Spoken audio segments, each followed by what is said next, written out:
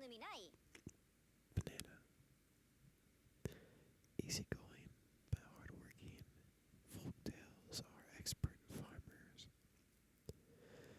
They respect nature, and it rewards them with plentiful bounties.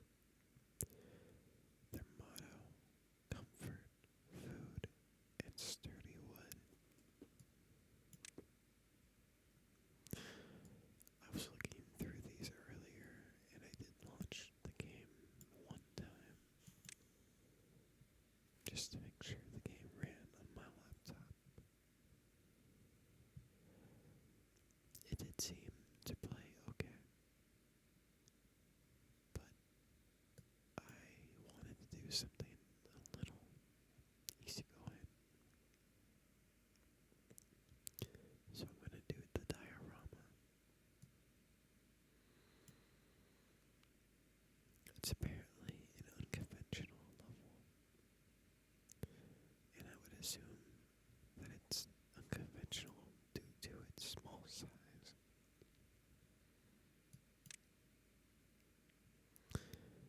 We are going to be leaving the tutorial on because I've never played this before, and I don't think a small map will be that difficult, but maybe I'm wrong, because these are quite large and varied levels, or so they seem. This looks like it just has enough.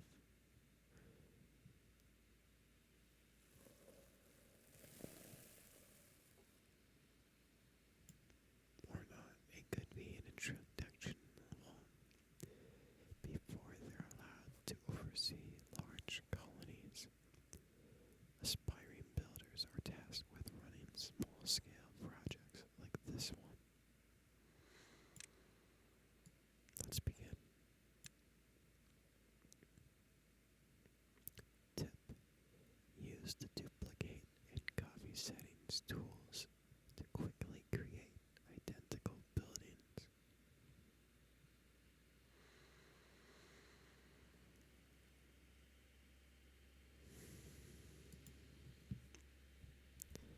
We're going to call the settlement Chazareth. Chazareth. Chazareth. Chazareth. Chazareth. Hazareth or Hazareth. Hazareth.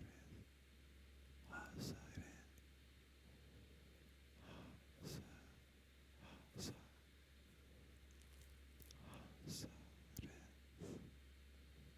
Hazareth.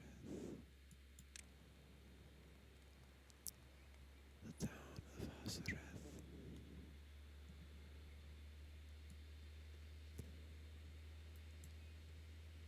So it looks like we have some adult beavers and some children.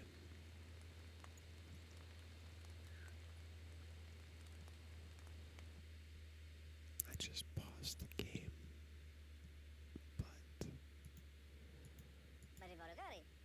we kind of want to see what's going on here before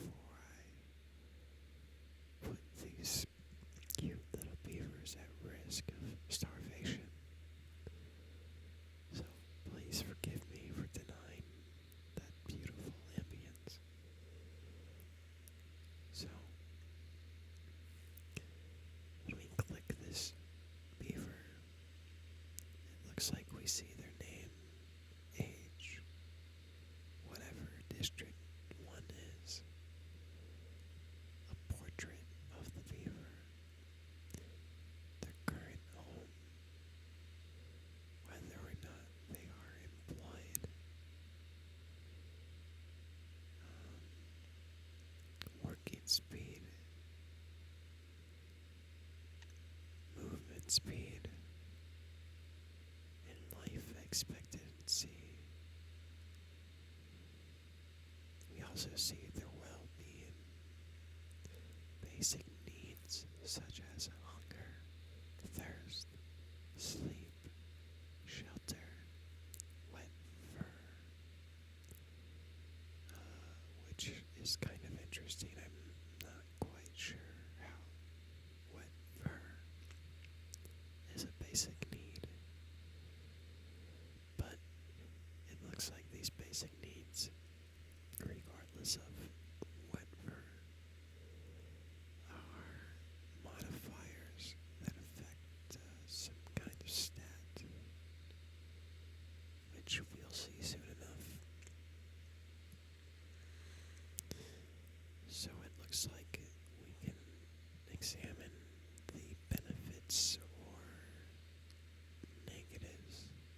nutrition in what they're eating.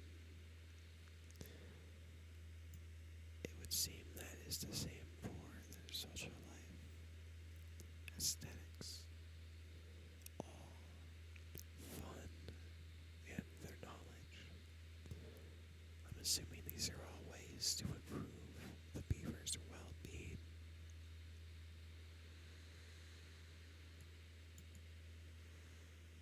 So, from the bottom up, I'm assuming we can get them to read, and when they read, they learn better, or they just become happier. Who knows? We can build a detailer, a lido, a carousel, and a mud pit to improve the funness, or the fun that this beaver has. We can improve the all it has of the world by building a farmer monument, a brazier bonding, a fountain of joy, or an earth recultivator. We can beautify our town with bulletin poles, beaver statues, weather vans, scarecrows, roofs, lanterns, and shrubs. And we can improve the social life of our beavers through campfires, rooftop terraces, contemplation spots, agora, and a dance hall. So we can give them a place to go and find contemplation of existentialism, or maybe less serious problems or thoughts. They can eat maple pastries, cattail crackers, bread, grilled spatterduck, grilled chestnuts, grilled potatoes, sunflower seeds, and carrots. And they have a weight limit for their carrying. I wonder if we can increase their weight limit. Like, maybe perhaps we can build a beaver gym. A beaver gym. A beaver gym. Month 1, day 1. We found wood and water. A new beginning. We have 2 working beavers and 7 unemployed. So this is workers, vacancies, and the unemployed. And here we have occupied beds, free beds, and homeless. And here we can see 9 adults and 4 children. We can see our village's overall well-being here. And on the left, we can press this button to manage our settlement. We'll come back to that in a moment. We have materials, ingredients, food, water, and bad water, which apparently does have a use.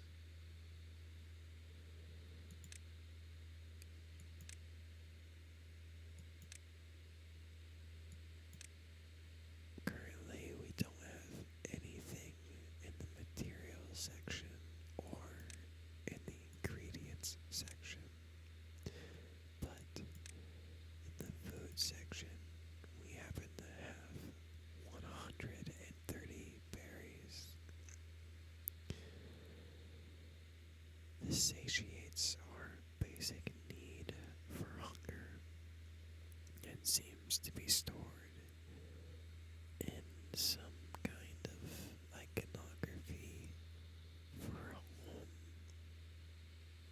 or a building. The water and bad water iconography looks like barrels. Over here, we have a global view,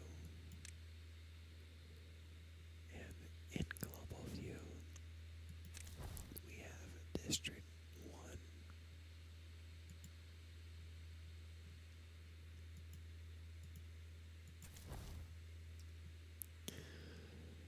The District 1 district center is this blue highlighted building. A district center establishes a district with its own population, goods, and an isolated path network. It also employs your builders. Here we can see the folktale's motto: comfort, food, and sturdy wood. It would seem that perhaps if we have multiple districts, we can migrate the population in between them. It would also seem that we can do this manually or automatically based on preset thresholds.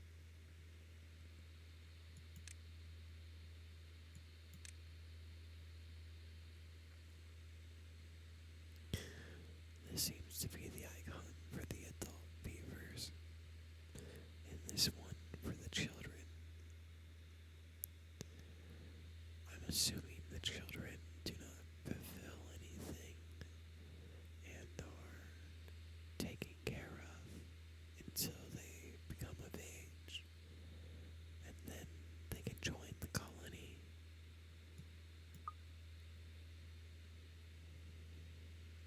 Well, they are already in the colony, but they can join in a more official, useful manner other than looking cute.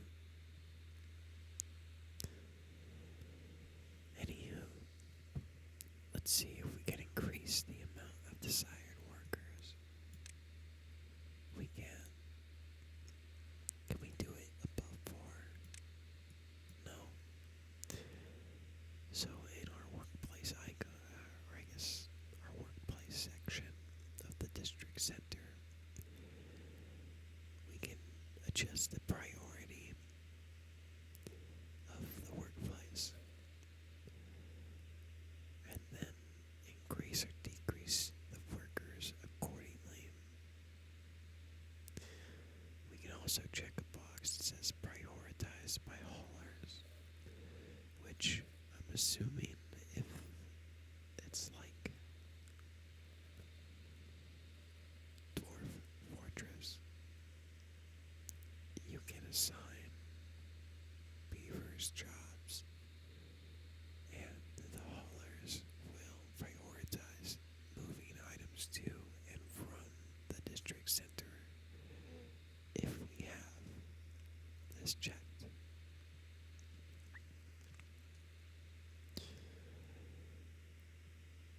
With that in mind, I wonder if these workers can also be assigned to work at other locations, and if that is why a workplace priority exists.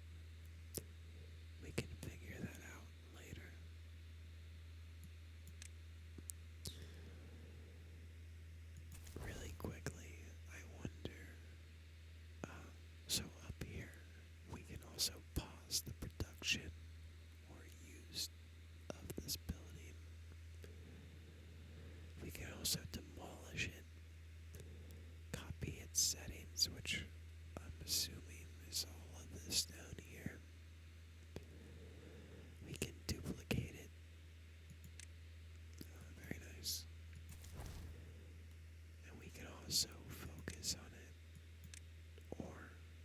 is close.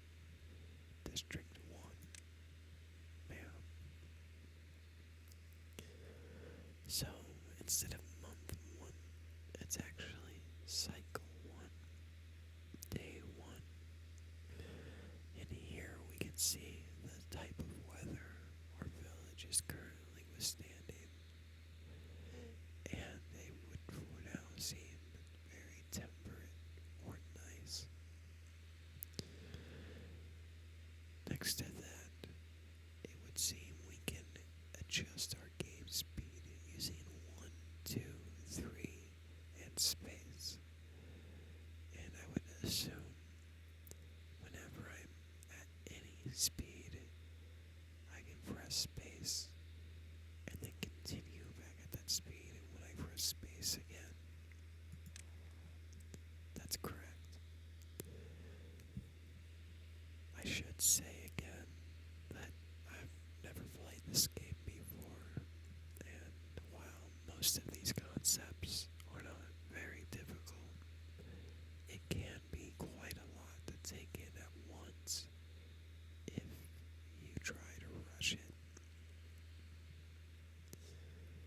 So, with that in mind, I think for now we're going to continue just trying to learn how the UI works.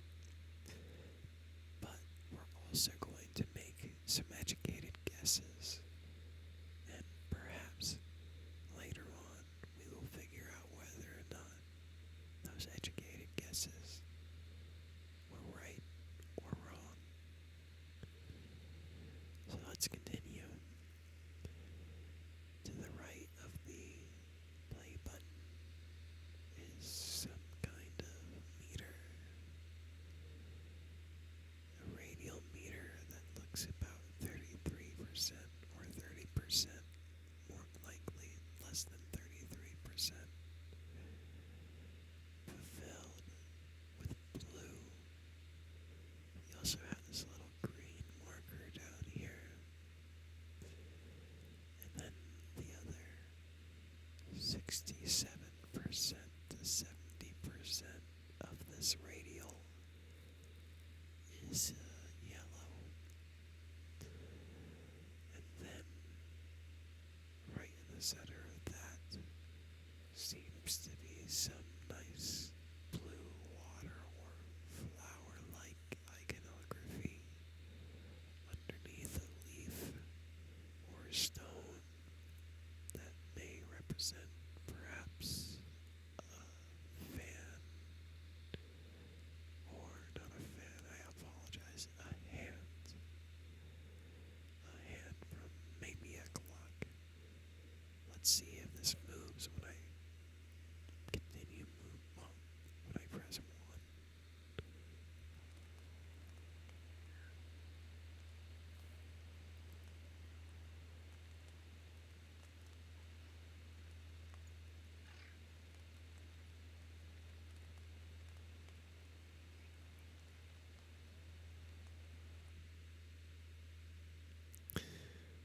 Did it move? I don't know. It may have, but I got lost in the nice sound of ambience. Birds, the seemingly fire sounding noise, whatever that is.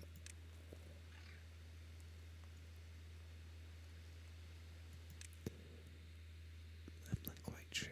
It sounds like a fire, but it could also be leaves being pushed in the wind.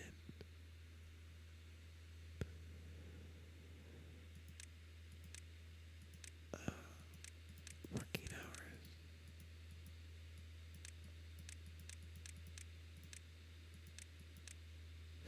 So this is the entire day, perhaps. And maybe this is the sunlight, and this is nighttime, and by default, the beavers will work throughout the entire day. And then, if we wanted to,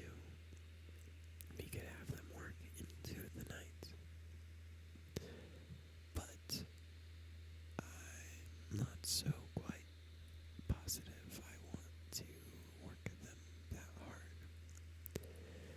I think we should be a benevolent ruler of our village and try to run a very small, optimized little organization or community and work towards bringing them as much freedom and peace as possible. I don't want to work on production so much as I want to produce enough to where we can maximize the free time our beavers get in their village to enjoy life. It may or may not work. The reason I say it may not work is because I'm not quite sure if beavers want to relax. They do go out of their way to go and build things as a small mammalian non-humanoid, and they work quite hard.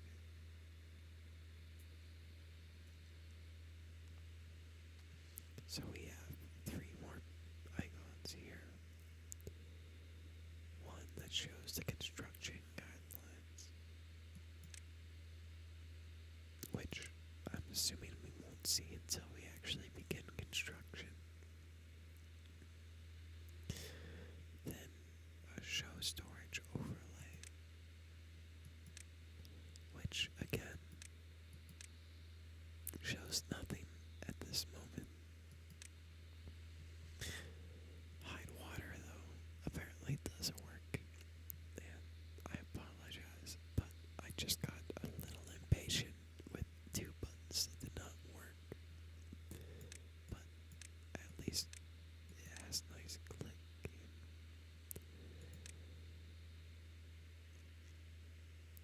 Hiding water is pretty good.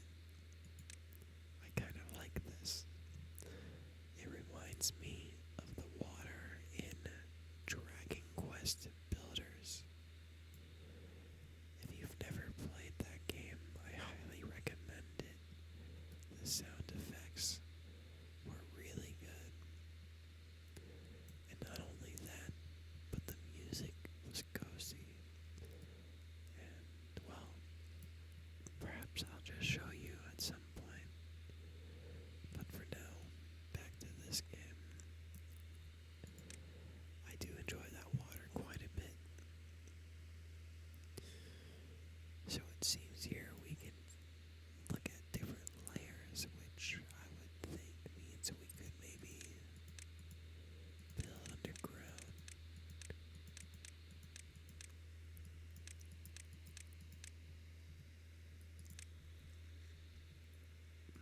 And if not, maybe we can, well, I'm not quite sure what the use with that would be just yet. If we can't build into the mountain or anything. But,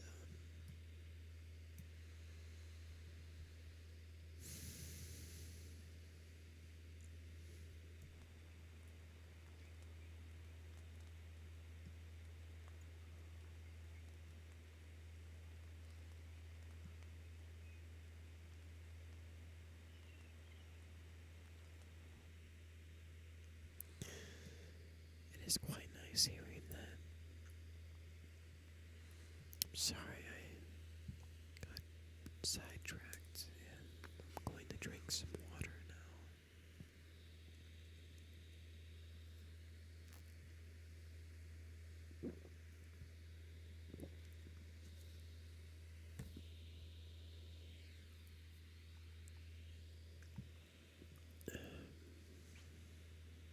Alright.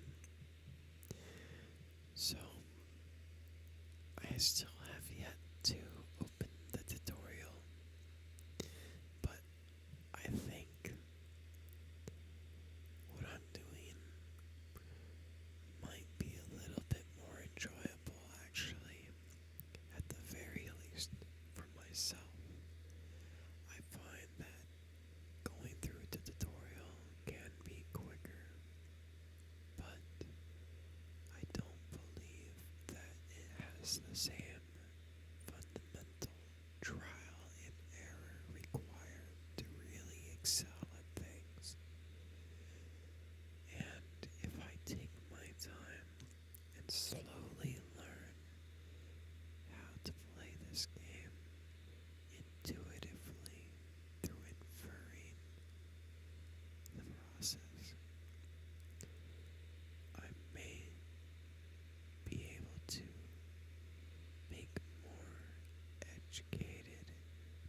decisions in the future, not only in this game, but in many others that are like it, such as uh, Dwarf Fortress, Medieval,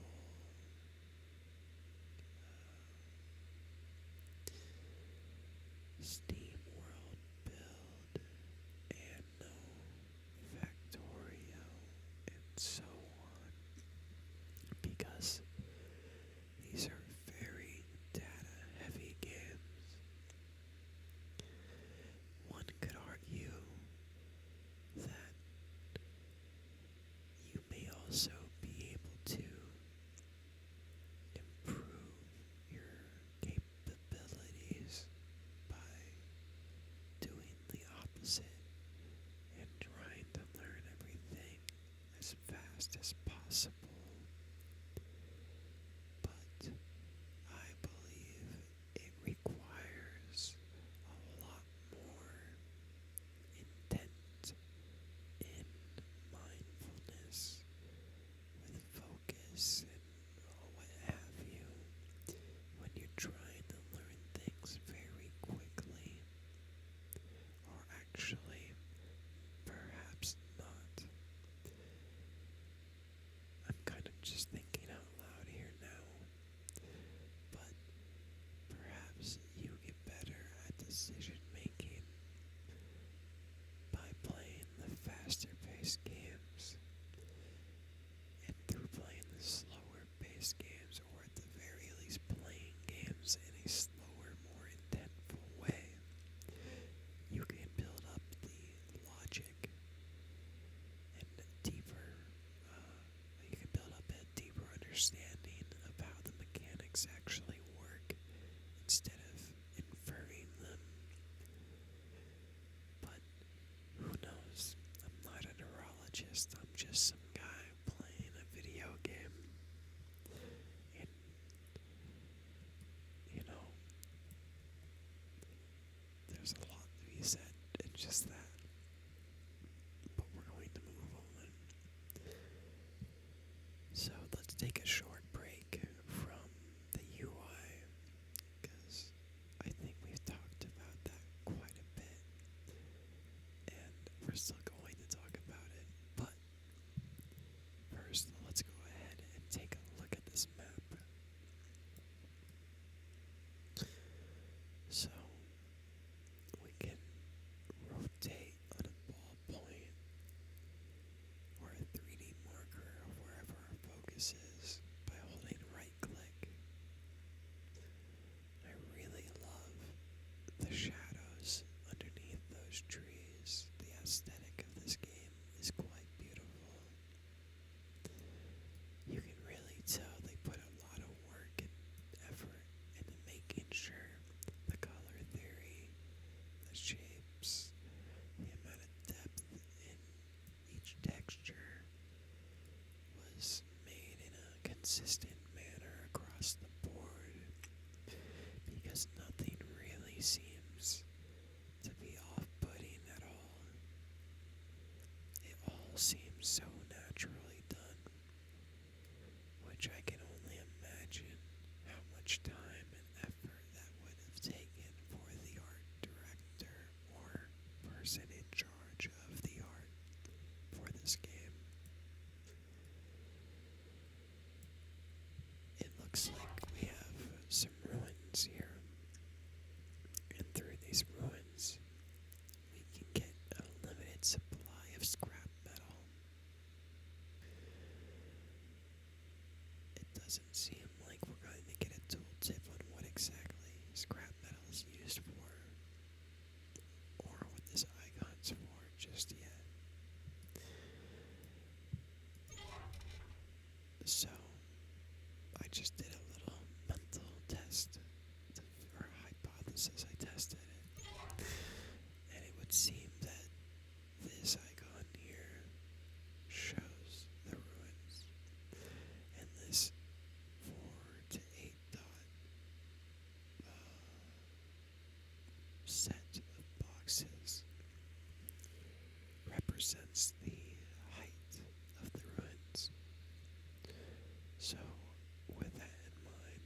assume that the tallest they can become is 8, but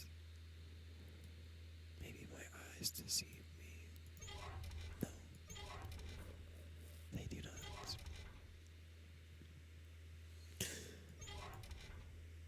It's very interesting. A limited supply of scrap metal scattered throughout the land. Decrepit human ruins provided beavers with the unimaginable, a good superior to wood. I love the little play on words there. So right here we have underground ruins, and I apologize for unclicking that. Can we click it again?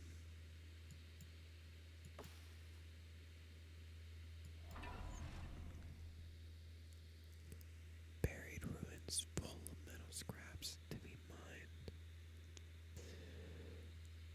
It must be built on the ground, and it has an infinite underground depth. So, once we clear out these ruins, we can continuously mine more scrap metal in perpetuity. It doesn't seem like we can investigate the type of tiles that are below it.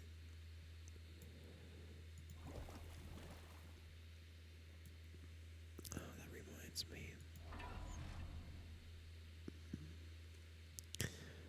So, we have an icon for the underground ruins here with a pickaxe, a steel bar, and some rocks over the ground. I wonder if that icon will change for any other kind of mines, if other kinds of mines exist. If they do, I'm not seeing it just yet. I just realized these real-time shadows were a thing, and they look quite beautiful as well. Very clean. So, instead of starting with the dirt water, we're going to go ahead and investigate this or not. Interesting.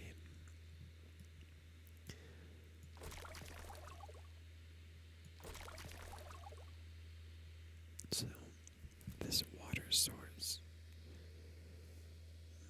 has the same set of rules as the scrap mine or underground scrap mine.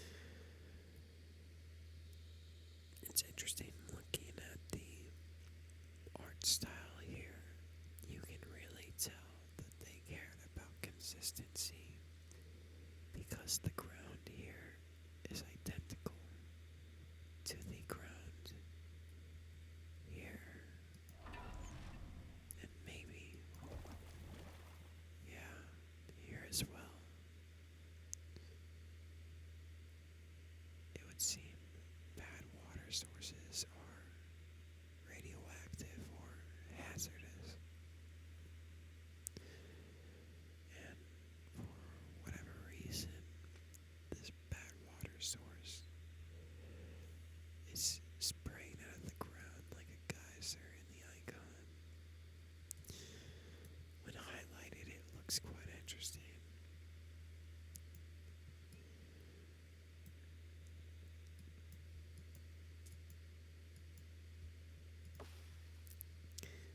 Oaks have a drought resistance of 15 days. Or do they? They do. I was just checking whether or not it varied based on the size of the tree. Anyway, so from here we can copy the settings. Whatever settings there are to change, I'm not quite sure. But it looks like perhaps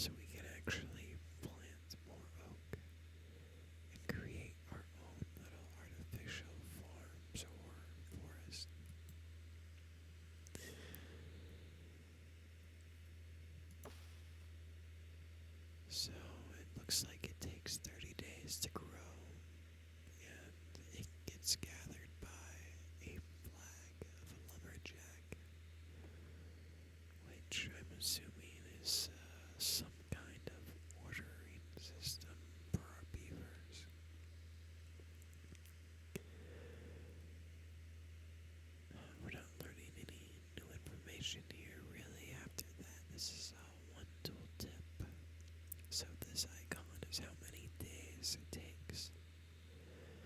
This icon, I'm not quite sure. And this icon, I would assume, is how many logs we can gather from this specific oak. This one right here that's highlighted in blue. And no longer. Let's zoom in on these leaves. It's very nice, actually. It's very, very nice. I love how smooth these cartoony leaves look, and the hue from this bright green or bright light olive green. Oh, maybe a pale olive that you would get in a jar. Either way, I love the hue and the gradient. It looks very good. There looks like so much depth in that tree, even though it's quite simple. But some say the hardest things to make are the most simple things. And when I say that, I mean making simple things not only simple, but good.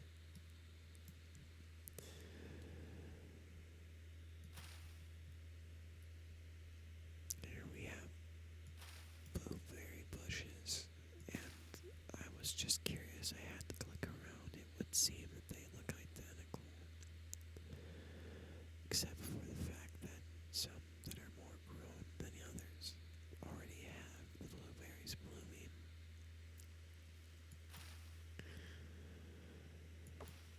We also have birch trees, but at the moment, without them being fully grown, which may be exactly what that is, the amount of time it would take to grow is 7. And now I'm starting to believe that this arrow is the age of the plant. So this would be 100% grown, but you still only get 1 log. Very interesting. So we may want birch for aesthetic and oak for production.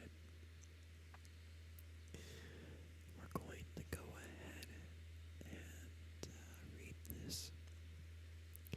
Remember, kids, do not peel too much bark off. It harms the tree.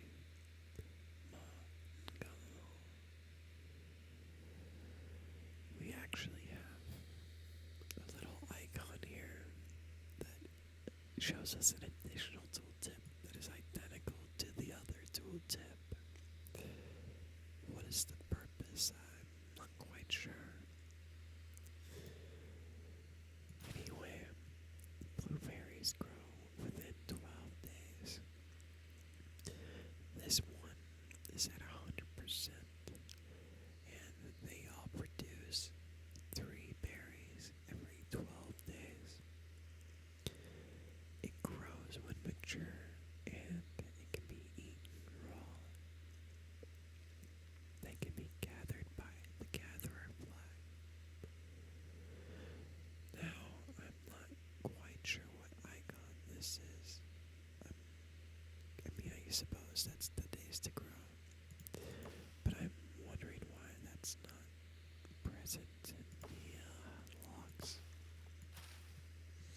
It has a separate one, you see. Perhaps not only does it grow within 12 days, but maybe it can spread. I'm not sure. We have a slope here, and it looks like maybe we can build our own later or something. I would assume. We have pine down here.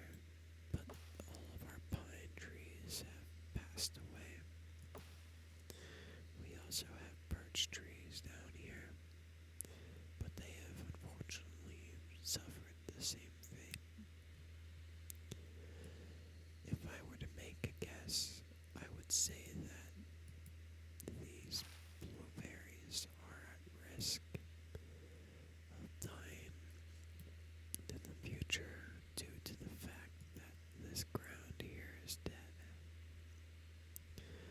I would also make the guess that these rocks, or this dirt that looks like arable ground, not arable ground, but a drought in it, previously arable ground. Well, I've already kind of said it. It's drought. And so it died. We have some grown pine trees down here. And it would seem that pine trees not only generate logs when cut down, but on a 7-day pattern cycle, a tapper shack can come and gather 2 pine resin.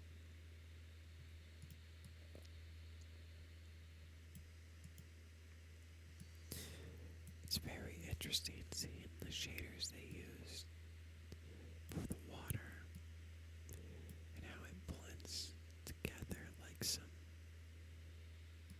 weird goop from another world.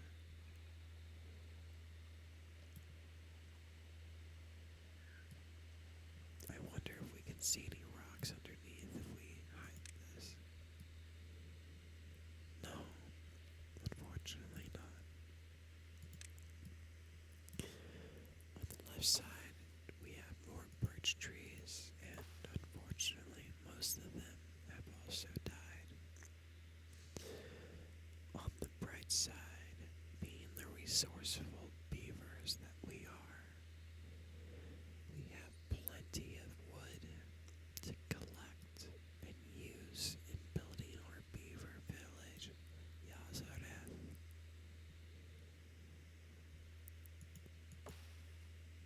Over here we have more oak trees, and unfortunately some of them have also died. I'm not quite sure what this represents. Some kind of corruption in the ground, perhaps from the bad water. Why do we have to clean up the old man's mess? Oh, right. They're all dead. Interesting lore. So I suppose in Timberborn,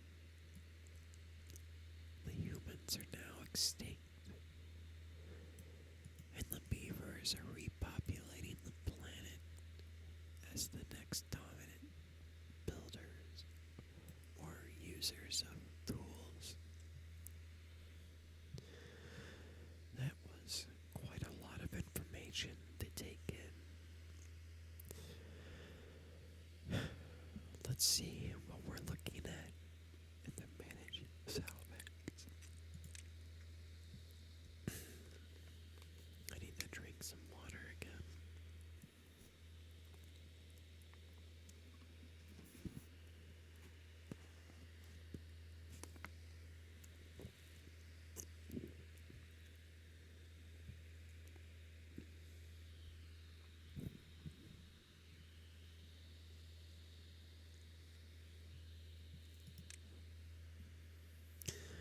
So, in the management tab of your village or settlement,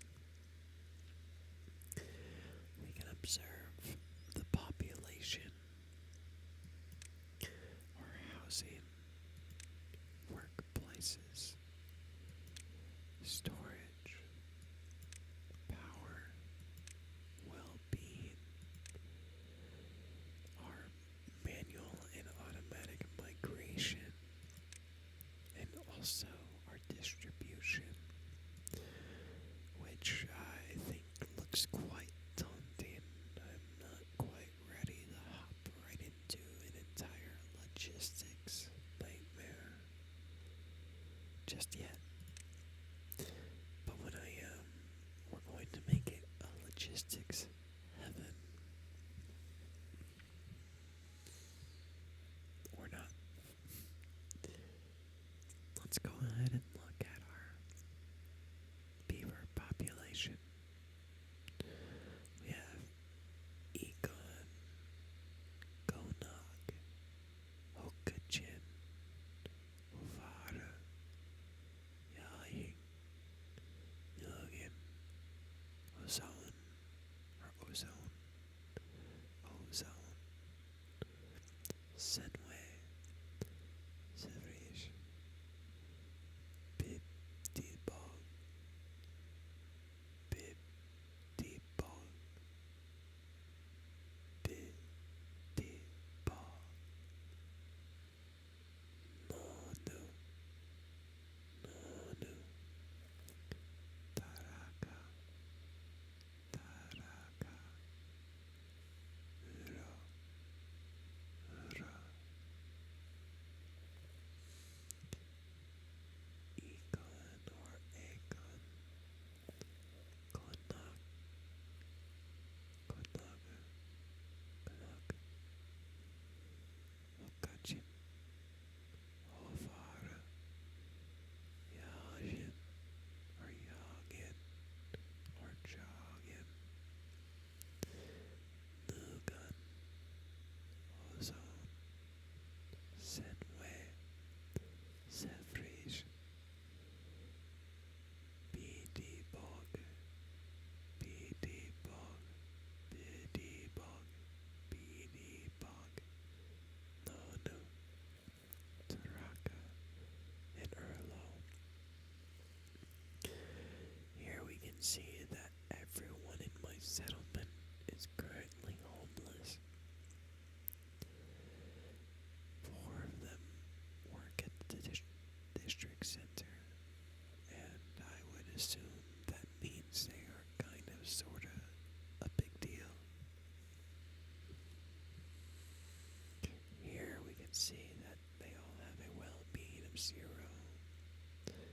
None of them are working, and that's why they're homeless. They have a movement speed of 0 and a life expectancy of 0%. Apparently, they're all guaranteed death, which is not fun. Hopefully, we can change their life expectancy to 100%, and we can turn them into eternal beavers in an eternal settlement. We can also micromanage our workplaces from here. Instead of going to each of them, we can observe them, and it would seem that this is the icon for the district center. When I look at that, I think I'm not quite sure why this is the icon. I suppose there is technically a star here, but what are these spikes coming out of the diagonal portions? I'm not quite sure.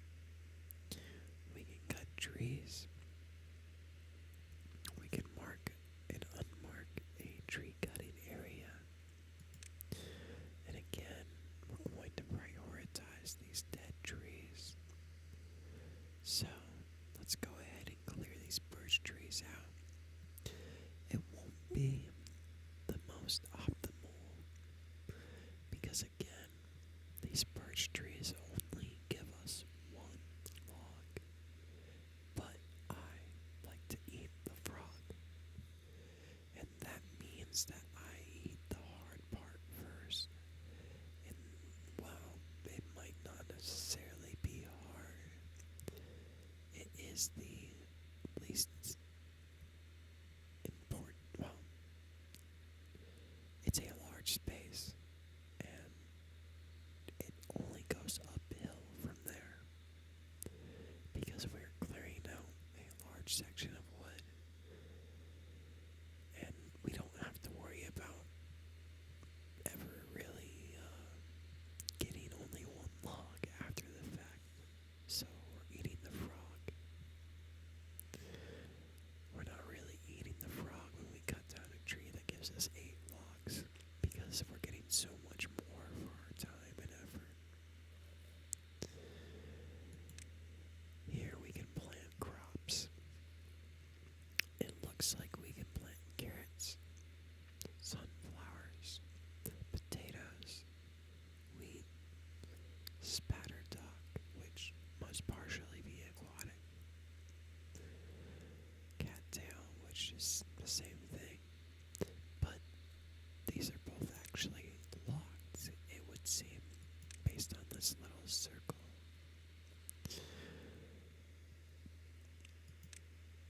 We can also see the building requirements before we place these farms, and it would look like we need an aquatic farmhouse before we can make cattail or spatterdock farms.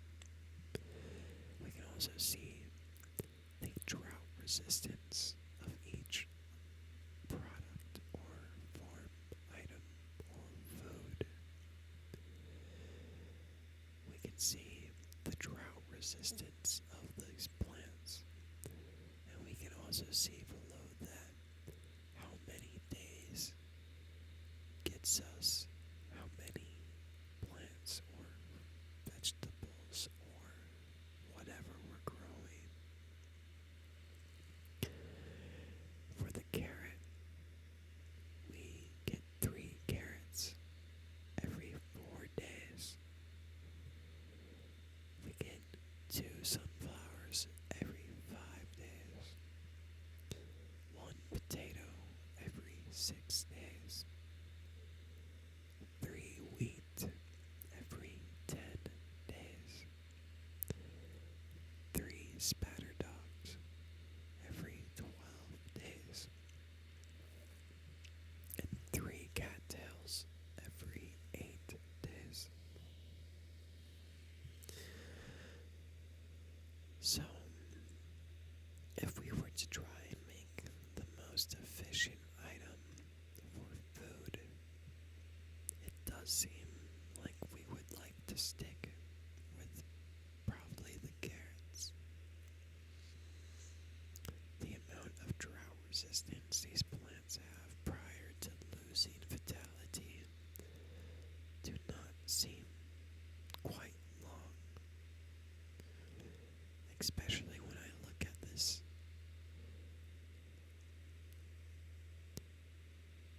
Why?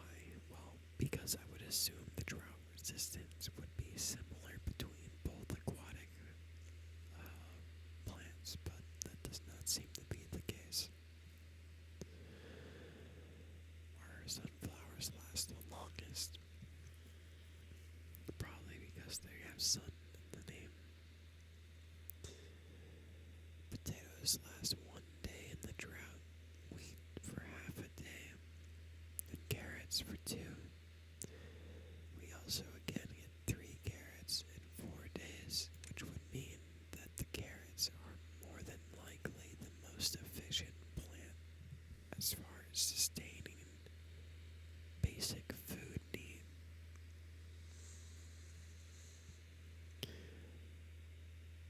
With that all said, though, I think I'm going to prioritize berry bushes until I take more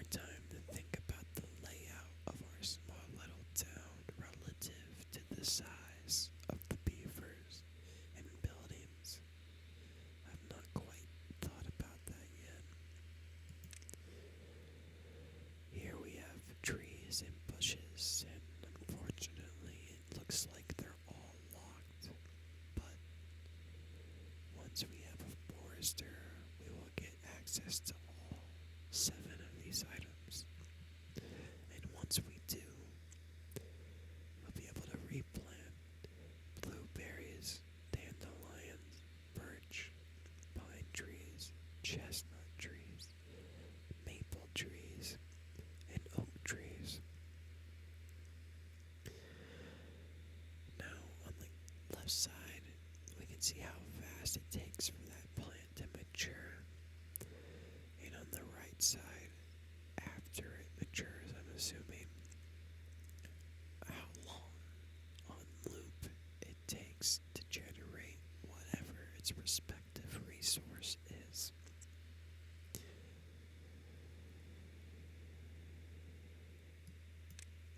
Here we can demolish buildings and resources.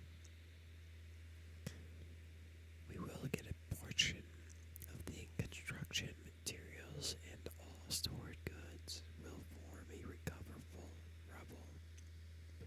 So I'm assuming once something's destroyed, we still have to go and gather the items after the fact. It won't just be placed in some kind of stockpile.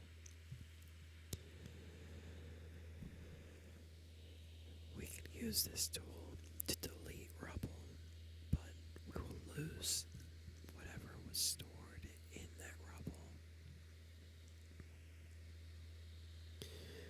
We can mark resources we want to demolish, but all the resources will be lost.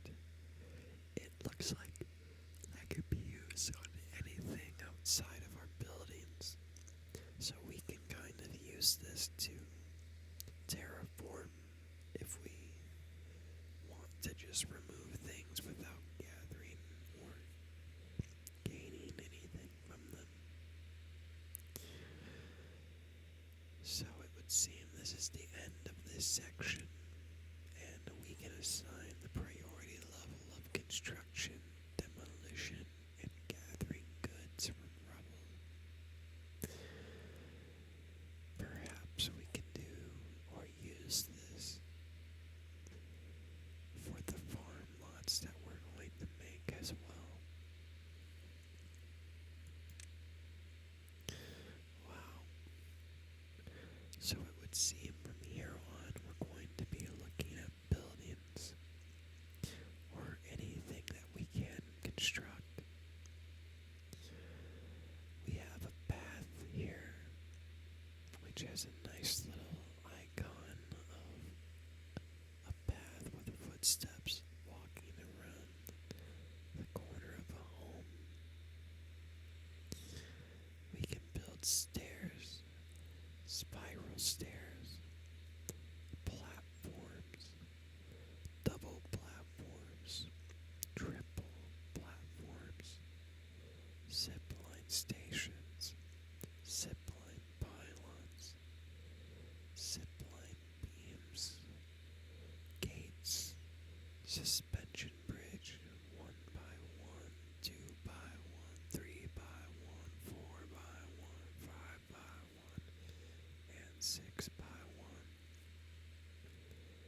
We can also build overhangs, which is apparently a bridge or a foundation for other buildings that can be protruded from perhaps the side of a rock face. I would assume that's kind of what that looks like to me. We also have metal platforms, and while it says it can be supported by a sturdy central column, I'm not quite sure what we would use metal platforms for. Maybe it will allow us to build out in the open, but above. Kind of looks like a dock, and this just looks like a raised foundation. So perhaps that's all it is a raised foundation that allows us to build up and out from wherever we would like. I wonder if when we lower this, no, it doesn't do anything. These all seem to be unlocked through some kind of research or science, which is probably okay. So it's science, and we probably get books or something that we were looking at earlier in the books. We probably build something that lets our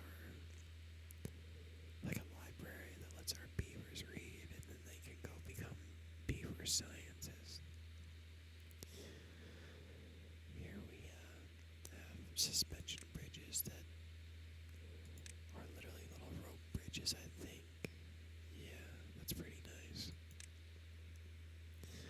Then we have gates which can disconnect a path on demand, which is quite interesting. I'm not so sure why you would need that in this game, but maybe there's some kind of player versus environment content that I'm not privy to. Here we have a zipline beam, which increases movement speed between one point and another, I would assume. It increases your beaver's movement speed by 150%. We also have platforms, which I'm assuming are just yes, they're individual versions of the metal platforms, and they are also wooden, I think. Yes, and here we can see the material required on the bottom. It looks like we're going to be able to use planks, gears, and metal blocks. And logs as well. So if our district is here, can we move it? I left click on there, but it doesn't seem I can drag it. I also just noticed that this district has I suppose I would say it's influence border, like black and white, and maybe we can't build, no we can, at the very least we can build paths, but we can't build other things if it's too far from a district and it cannot be reached. Perhaps the paths increase the range of this influence barrier that we seem to have. Now, from right here, I'm sorry, that's a very enjoyable real-time shadow effect. Anyway, we're gonna go ahead and jump the gun a little bit and place one line of pathway right in front of our district, just so we can kind of have some kind of visual change in what's going on.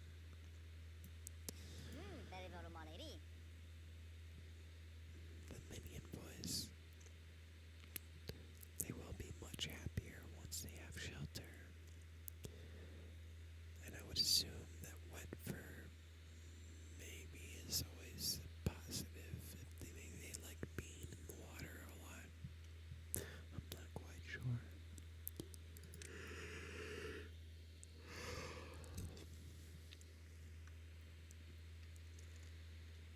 We can do landscaping. We can build dams, which allows us to walk over, but it does block water. And I do wonder if the water being blocked would make it flood over it, or if that might cause droughts or anything like that. We can do a levee, which blocks off water completely. The dam only does it mostly. It allows some water to pass through a spillway at the top. The levee is not quite as nice. It's a complete blockage of wherever we place it. A floodgate seems to block water up to an adjustable height. And it seems like we have up to 3 floors for our floodgate.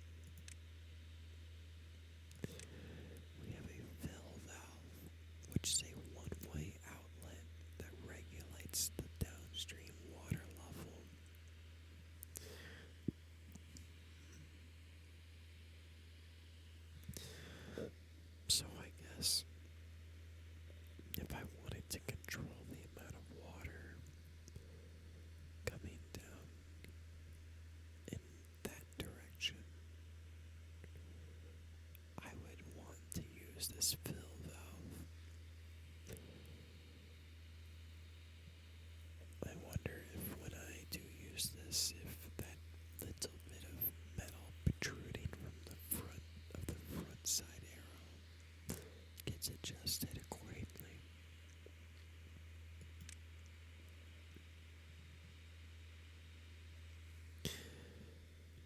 I stand corrected. The fill valve doesn't have that, but the throttling one does. Or at the very least, it's adjustable. The impermeable floor is a floor panel that stops water from leaking through it, which is quite interesting actually. I wonder if we could build in a larger level a underground mine shaft or something of that sort and place impermeable floors above it so that the river above doesn't flood into the caverns below. We also have a contamination barrier which stops soil contamination from spreading beneath it. This might be important for this side because I'm pretty sure that is contamination, very contaminated ground. It would also seem that this contamination barrier can go directly into the ground.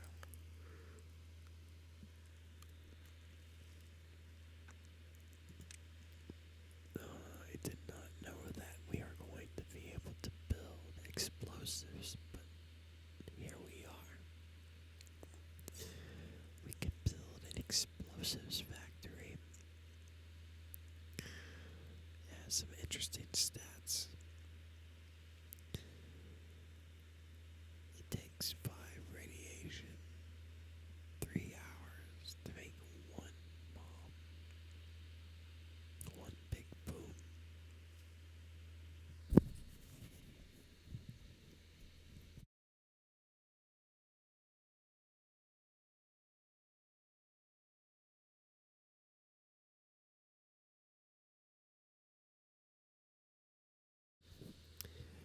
It would seem I'm going to have to end this right there. I will be back soon.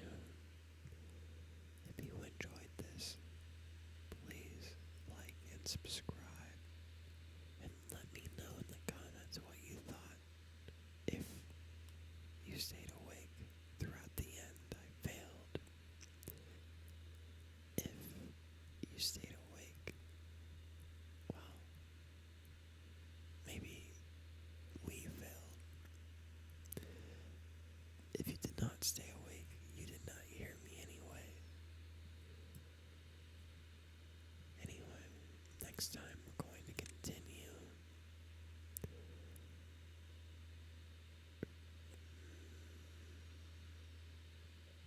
from store.